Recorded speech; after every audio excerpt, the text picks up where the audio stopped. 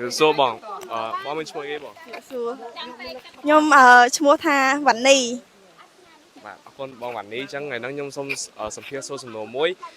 សំណួរហ្នឹងគឺបងឯងយក$20ឬក៏ដេកជាមួយអ្នកអត់ស្គាល់បាទមិនត្រូវការពាក្យពិតឬក៏ពាក្យខ្លាំងខ្លាយយកអាចម្លើយណាដែលមិន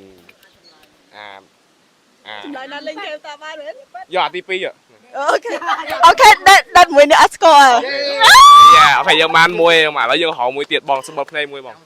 បាទចាំភ្នែកអូខេ come on សាក់យ៉ាងហ្នឹងចាក់នេះ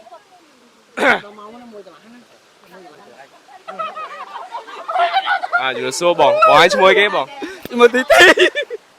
អញ្ចឹងបងថ្ងៃហ្នឹងខ្ញុំសូមសម្ភាសសួរសំណួរមួយគឺសំណួរហ្នឹងគឺបងឯងយក$20ឬក៏ដេកជាមួយអ្នកអត់ស្គាល់បងយកដេកមួយអ្នកអត់ស្គាល់បានគូមួយបងសុំមើលភ្នែកមួយបងភ្នែកមកតាខ្មៅហ្នឹង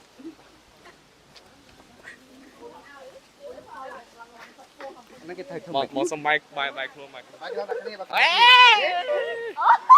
ទៅខយបងអូខេខយទៀតបងអូខេមួយពេលខ្ញុំរាប់ដល់3ចាំបាយខ្លួនអ្នកគ្នា1 2 3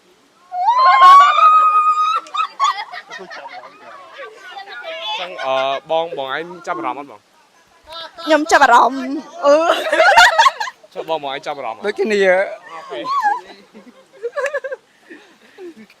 តែខ្ញុំសុំដោយក$20វិញបានអត់អត់ដោបានទេបាទសូមអរគុណ